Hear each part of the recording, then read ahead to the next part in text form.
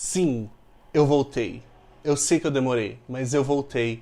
E hoje para falar do remake de Mulan, que finalmente estreou. O filme estreou na última sexta-feira na plataforma de streaming Disney Plus e também em alguns cinemas pelo mundo que já estão reabertos. Eu já vi, eu sei que muitos de vocês já viram, então hoje eu vou falar apenas, sem spoilers, a minha opinião geral sobre o filme. Eu vou deixar para falar mais detalhadamente quando o filme estrear no Brasil. Então você pode assistir esse vídeo tranquilamente, porque ele não vai te falar como é o filme. Eu só vou te dar um overview geral do que você pode esperar se você estiver tão ansioso quanto eu estava. Vamos lá?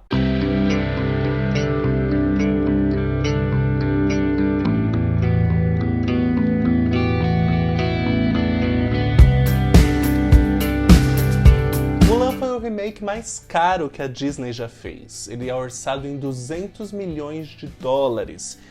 Isso na cotação atual daria mais de R$1 bilhão.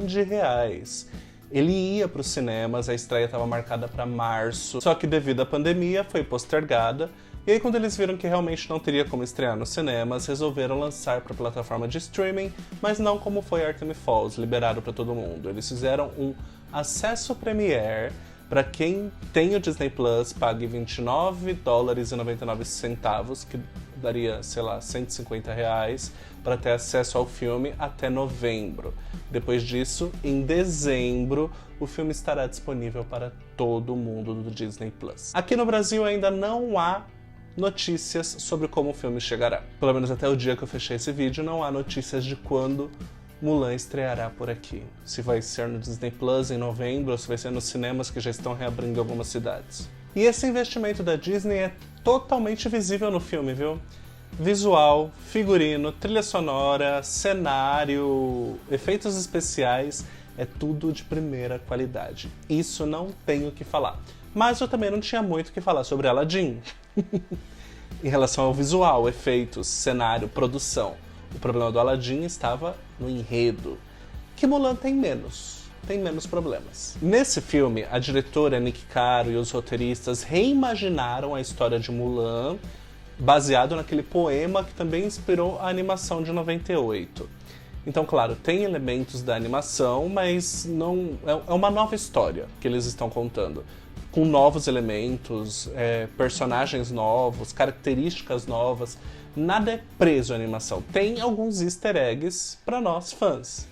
E isso eu acho fantástico. Para mim é a fórmula do live action perfeito, do remake perfeito. Já que eles querem reimaginar histórias, reimaginem e coloquem easter eggs. Não façam uma cópia, né? Idêntica. E aí eles foram responder algumas perguntas novas. Algo que eu temia é que esse filme acabasse ficando muito sério, muito adulto e perdesse um pouco da magia Disney, porque pelos trailers não estava parecendo um filme da Disney. Só que eles conseguiram equilibrar muito bem, muito bem. Você enxerga que é um filme que tem o estereótipo chinês, que era a proposta, mas também tem ali a magia Disney. Você consegue ficar tocado e tem os elementos Disney pro bem e pro mal. Eu amo musicais, já falei aqui 1 milhão de vezes, mas eu vou ser bem sincero com vocês que eu não senti falta das músicas nesse filme, que foi uma das mudanças que esse remake trouxe. O que ele fez foi colocar menções às músicas da animação ali orquestradas, que acabou ficando muito emocionante, ficou muito, muito bonito. Eu acho que da forma como fizeram, honrou muito bem as músicas que tinha na animação e que realmente não caberiam nesse filme agora. Assim como não caberia o Mushu. O Mushu de fato não fez falta nenhuma.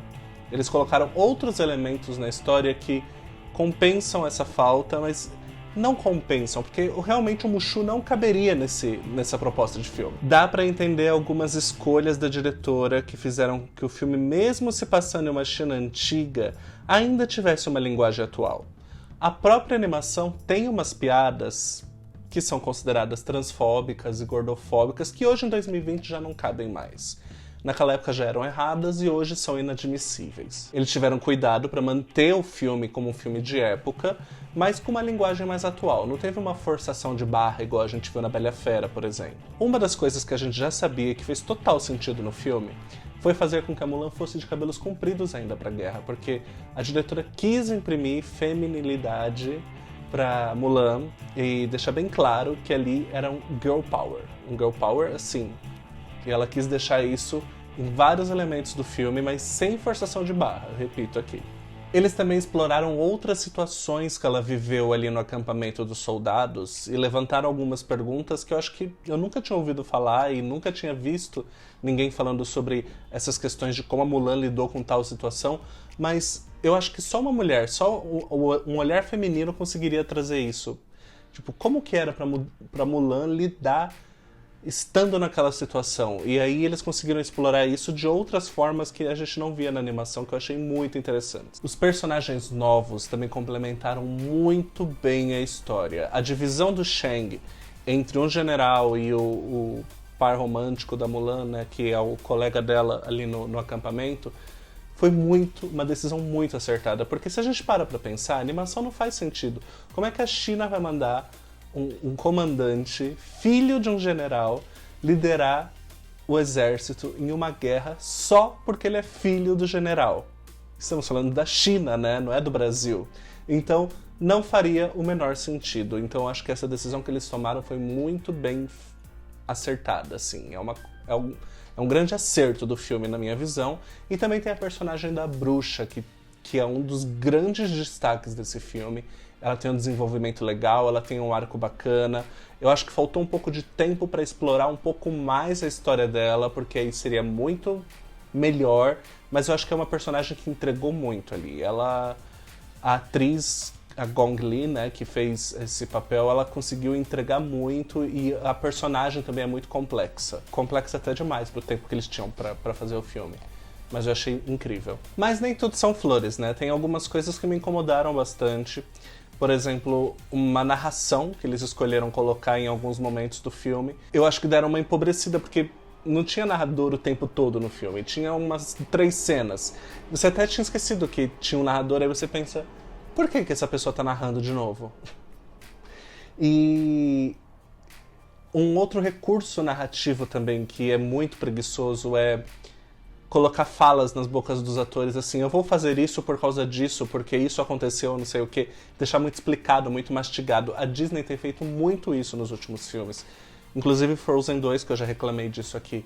E, na minha visão, isso acontece porque eles têm uma grande história para contar em pouco tempo. Então, por exemplo, o arco da bruxa que eu falei, eles não exploraram por falta de tempo, isso é claro. E aí eles colocam falas mastigadas pro telespectador, como se o telespectador fosse burro. E assim, Mulan não é um filme infantil, é um filme pra família, mas não é um filme infantil. Tem guerra, tem morte, tem sangue, então não adianta falar, é um filme pra criança, a criança não vai entender, porque Mulan não é filme pra criança. Nenhum filme da Disney é, mas Mulan agora a gente pode falar que de fato não é. Eu não sei com qual classificação ele chegaria no cinema, mas não seria livre. Mas, voltando a elogiar o filme, vocês viram que ele tem mais saldo positivo do que negativo, pelo menos pra mim. Ele passa longe de ter soluções simplórias, igual a gente viu nesses remakes que a Disney tem feito. Por exemplo, Dumbo, aquele final que é... vamos tirar um final que a gente precisa acabar com o filme. E aí faz um final ridículo. Esse filme ele não tem soluções simples, mas tem uma ou duas ali que são soluções preguiçosas. Não são simples, são preguiçosas. São tipo, vamos acabar com isso aqui agora pra não ter que lidar com isso ali na frente. Então isso eu notei, que eu quero falar no vídeo com spoilers, algumas coisas que tipo, isso não faz sentido, Disney. Mas eles fizeram porque tinha que acabar ali. Então, eles não tinham soluções simples, eles quiseram dar soluções épicas pra algumas coisas, mas que foram soluções preguiçosas. As cenas de ação, certamente, assim, são um ponto alto do filme. É tudo muito bem coreografado. Mulan merecia ir pro cinema. Eu continuo com a minha opinião sobre live action, sobre remakes, que eles não deveriam existir, mas a partir do momento que existem, os melhores deveriam ser valorizados, né? Que é o caso da Mulan, por exemplo, se a gente for comparar com o Rei Leão. Hoje, se eu fosse fazer um ranking, eu ainda tô muito quente, né, com o sentimento da Mulan, mas eu colocaria ali entre os melhores, pra mim. Ele é tão bom quanto Cinderela, precisa amadurecer um pouco pra eu saber se vou continuar gostando tanto quanto eu gosto de Cinderela, e tão bom, assim, melhor que A Dama e o Vagabundo, que tá ali no meu top 3, porque ele consegue reimaginar a história sem ser uma cópia, né? Bom, o vídeo de hoje foi esse. Me digam aqui se vocês já assistiram Mulan, o que vocês acharam. Se você não assistiu, qual que é a sua expectativa? E a gente se vê no próximo vídeo. Até lá. Tchau, tchau.